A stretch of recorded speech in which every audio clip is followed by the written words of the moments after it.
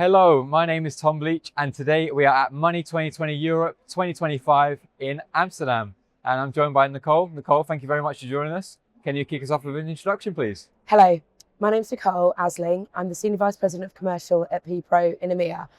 PPRO is a company that utilises single integration to provide access to local payment methods to many end customers, whether that be merchants or PSPs globally. Fantastic. Well, as I said, we're at Money 2020. We're sort of surrounded right now by the sort of hustle and bustle. Everyone's moving around. You can hear the stages near us. So there's a lot going on. How have you found the event so far? What have you been up to? It's been great. I think this is my 6th Money 2020. So continue to see it grow. It's been exceptionally busy. I'm sure people found the same things. Lots of meetings. But for me, having joined PPRO recently, it's been great to actually meet with a lot of our partners and customers who are exhibiting here. So really had some really fantastic meetings over the last, it's only day 2, over the last 2 days. So yeah, one more day to go. Yeah, nearly there. So obviously at Money 2020, everyone's talking about the latest trends, what's going on. Obviously you're very much in the payment space. So what is exciting you about payments at the moment? Where's your focus lying at the moment? Sure. So for me personally, I think we've got a lot of focus at PPRO in subscription. It's not necessarily new to payments, but definitely new to local payments or newer to local payments. So that's really exciting for us to be able to carve out an ask from our merchants, our PSPs. We're trying to find ways that we can support business models, support their growth.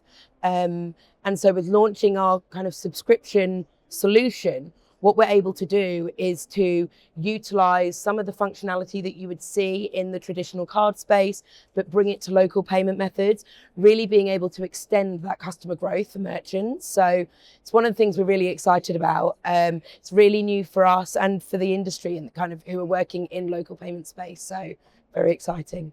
So obviously, as you said, it's kind of new even for the entire industry. If there was one thing that you wanted to make people aware of when it comes to local payments, what would that be?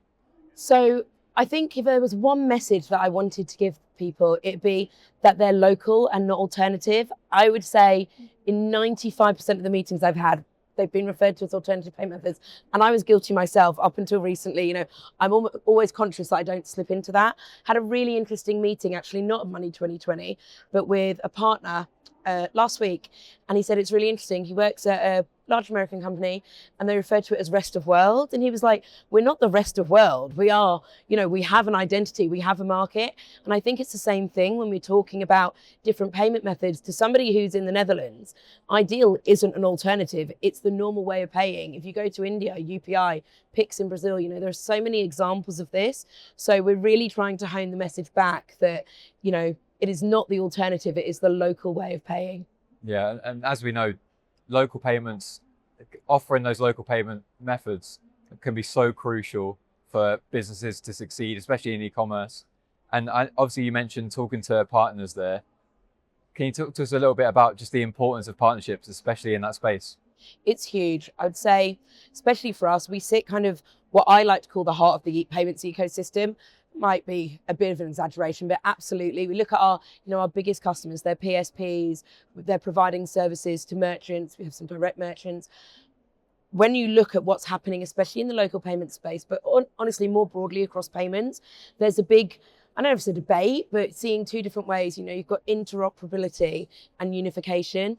Partnerships, no matter which path you take there, are essential to being able to create that kind of seamless end-to-end journey, which is at the heart of it, what merchants are trying to deliver and what the end cardholder, bank transferee, whoever that is, what they're looking for is a seamless option there. So for us, we really are trying to connect the local payment schemes, the local payment options with different platforms, whether that be a PSP, a Fintech e-commerce platform, etc., to drive those pieces. It's at the heart of what we do. So I would say partnerships is key. And I think it's a testament to how big Money 2020 is. Majority of this is different partnerships and different ways of working that are, underpinning the way that commerce is moving forward. Yeah, and one of the things that everyone's obsessed with at Money 2020 is talking about the future, what's happening in the next few years. What is your take on what's going to be happening in the local payment space, maybe more broadly just in the payment space? What trends are you expecting? I think more broadly, agentic payments. I have had so many conversations about this. Personally, very fascinated in it.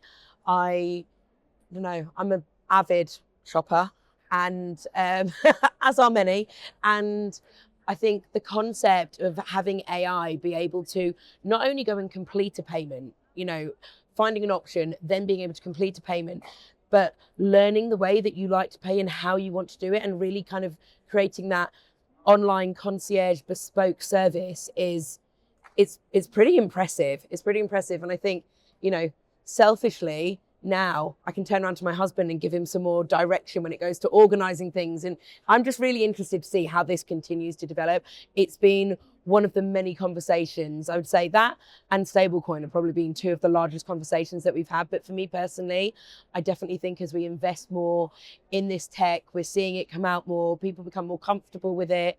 Companies are adopting new AI policies, all of these different pieces are going to help drive some of that commerce. And that's where we're going to see the next trend emerge. Yeah, definitely. I mean, from our conversations here as well, to go into different sessions, agentic AI is one of the biggest buzzwords. It's what everyone's talking about. And obviously, last year it was a bit more AI in general. What can AI do in different payment spaces? But now agentic AI is definitely what's on everyone's minds. It's interesting. And, I think we're all watching and waiting to see where it kind of comes to play. I've already seen it without the completion of the transaction. So I won't say the platform, but went in, searched something, pet insurance, and it came back with 3 options that I could click a link through to them. And I thought, this is moving quickly. So yeah, it's exciting. It's a fast moving space. Yeah, absolutely. I'm sure you're very busy, so I'll let you go. But thank you very much for joining us. You've given us some great insight, and hopefully we'll catch up with you soon. Perfect. Thank you.